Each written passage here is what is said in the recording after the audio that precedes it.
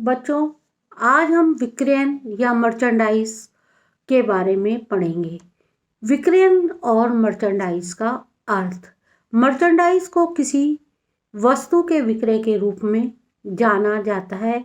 यह शब्द मर्चेंट शब्द से प्राप्त हुआ है, जिसका अभिप्राय है वास्तविक विक्रय और रिटेल। फैशन मर्चेंडाइजिंग में उन सभी नियोजन एवं गतिविधियों को शामिल किया गया है जो खुदरा ग्राहकों को फैशन की ज़रूरतों को पूरा करता है। अतीत में फैशन मर्चेंडाइजिंग आमतौर पर केवल महिलाओं के परिधान और सामान से जुड़ा हुआ था। आज वर्तमान में स्टोर पुरुष, बच्चों के कपड़े तथा अन्य सामान के लिए भी आक्रमण व्यावसायिक तकनीकों का उपयोग करता है। आज के युग में सौंदर्य प्रशासन, घर का सामान से लेके कुकवेयर और आईपैड तक खुदरा बिक्री के अन्य सभी सामानों में भी फैशन प्रभाव फैल गया है। मर्चेंडाइज संगठन, मर्चेंडाइज ऑर्गेनाइजेशन, सफल बिक्री और खरीद सुनिश्चित करने के लिए मर्चेंडाइज आवश्यक योजना और संगठन अर्थात विक्रय संगठन बनाता है, जिससे प्रत्येक क्षेत्र के कार्य को अच्छी तरह से पूरा किया जा सके। मर्चेंडाइज संगठन विक्रय व खरीद कार्यों में लगे लोगों का एक ऐसा समूह है जो अपने विक्रय अथवा खरीद प्रबंधक या अन्य किसी विक्रय या खरीद अधिकारी के नेतृत्व में विक्रय विभाग के उद्देश्यों की प्राप्ति के लिए लगा हुआ है। इन व्यक्तियों में औपचारिक और अनौपचारिक संबंध पाए जाते हैं और ये खरीद और विक्रय कार्य को न्यूनतम लागत पर अधिकतम कुशलता के साथ पूरा करने के प्रयास करते हैं। मर्चेंडाइज संगठन की विशेषता या विक्रय संगठन की विशेषता। पहला, मर्चेंडाइज संपूर्ण संगठन के कुल संगठन का एक भाग होता है। दूसरा, यह विक्रय विभाग से संबंधित व्यक्तियों का समूह है।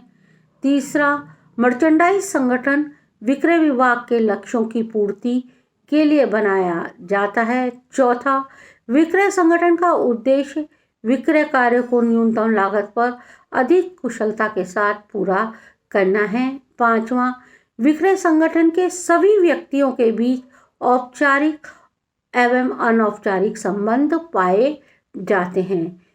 छठा, मर्चेंडाइज संगठन विक्रय कर्मचारियों के दायित्व एवं अधिकारों की स्पष्ट व्याख्या करता है। मर्चेंडाइज संगठन के उद्देश्य, ऑब्जेक्टिव ऑफ मर्चेंडाइज ऑर्गेनाइजेशन। पहला, विक्रय विभाग के उद्देश्यों को प्राप्त करना। दूसरा, मर्चेंडाइज विभाग के लोगों में पारस्परिक संबंध निर्धारित करना। तीसरा, विभाग के कार्यों में समन्वय स्थापित करना। चौथा, प्रबंधकीय समय और क्षमता का पूर्ण उपयोग करना। पांचवा, अधिकारों का बंटवारा करना। छठा, अधिकार और दायित्वों को सुनिश्चित करना। सातवां, कार्य के दोहराव को रोकना। आठवां, आपसी मतभेदों को समाप्त करना। नवां, निर्धारित प्रक्रिया से कार्य करते हुए उसमें प्रभाव उत्पन्न करना। 10वां, अधिकारियों का विकास करना। 11वां, कर्मचारियों को अभिप्रेरणा देना। 12वां, संगठन में भावी विकास की संभावनाओं से कर्मचारियों को अवगत कराना और अधिक प्रयासों के लिए प्रेरित करना। 13वां, प्रत्येक विक्रयकर्ता के निरीक्षण की उचित व्यवस्था करना।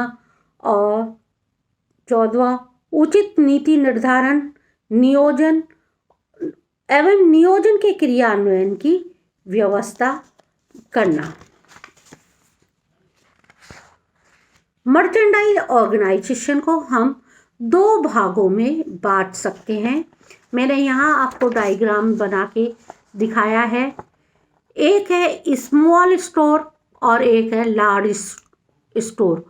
लार्ज जो स्टोर है उसको हम पुनः दो भागों में बांटते हैं, एक है स्टोर लाइन और दूसरा है बाइंग लाइन। स्टोर लाइन और बाइंग लाइन को कहते हैं स्टोर क्रय विभाग। अब मैं इनके बारे में आपको बताती हूँ। सबसे पहले है स्मॉल स्टोर, छोटे स्टोर। छोटे जो स्टोर होते हैं वो कुछ लोग फ्रीलांसिंग या एजेंसी की मदद से ही खरीद बेचने का कार्य कर लेते हैं, अर्थात मर्चेंडाइजिंग का कार्य कर लेते हैं। दूसरा है लार्ज रिटेल चेन। बड़ी खुदरा श्रृंखलाओं में व्यापारिक जिम्मेदारियों को आमतौर पर वर्गीकरण स्टोर लाइन और क्रय लाइन के अंतर्गत किया जाता है। क्रय लाइन में व्यापारिक सामग्री और सामग्री वर्गीकरण की जिम्मेदारी होती है, अर्थात हम ये कहें कि वस्तु को बनाने से लेके वस्तु के विक्रय तक की समस्त जिम्मेदारी क्रय लाइन की होती है।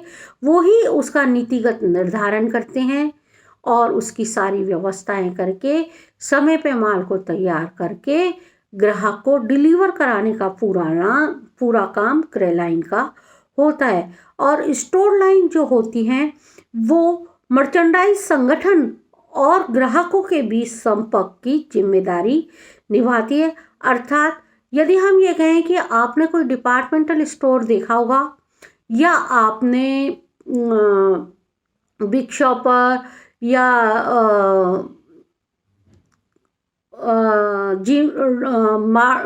डी मार्ट वगैरह देखा होगा, तो वहाँ पे आप देखते हैं कि सब सामान जगह पे लगा हुआ होता है और आप वहाँ जाते हैं तो आपको स्टोर लाइन के लोग मिलते हैं।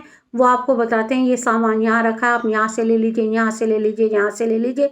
अर्थात वो ऊपर से जो माल की आवश्यकता होती है उसे मंगा के निश्चित स्थान पर रखते हैं और ग्राहक से संपर्क बना के उसको सेल आउट करते हैं। स्टोर लाइन ये होती है।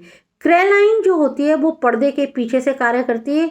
क्रय लाइन हमको दिखती नहीं है क्योंकि ये नीतिगत निर्णयों का निर्धारण करते हैं, कंज्यूमर की डिमांड को देखते हैं, उसके अनुसार माल को तैयार कराते हैं और फिर माल को स्टोर में सही समय पे जो भी डिमांड आई है उसको पूर्ति करने का कार्य करते हैं। और यदि बाद में ग्राहकों की कोई भी परिवेदना या ग्रीवेंस आती है उसको भी ये सॉल्व करते हैं। जबकि स्टोर लाइन ग्राहकों के साथ दैनिक आधार पर संपर्क करती है और इन दोनों ही लाइनों का कार्य या हम कहें इन दोनों ही लाइनों का जो लक्ष्य है वो लाभों को अधिकतम करना होता है और लक्ष्य लाभों को अधिकतम करते हुए माल को बेचना है। लेकिन यदि हम ये कहें कि केवल ये लाभों के लिए कार्य करती है, ऐसा नहीं है। ये समाज की सेवा करते हुए लक्ष्य लाभों को कमाने के लिए या माल बेचने का कार्य करते हैं। आगे का चैप्टर हम कल करेंगे।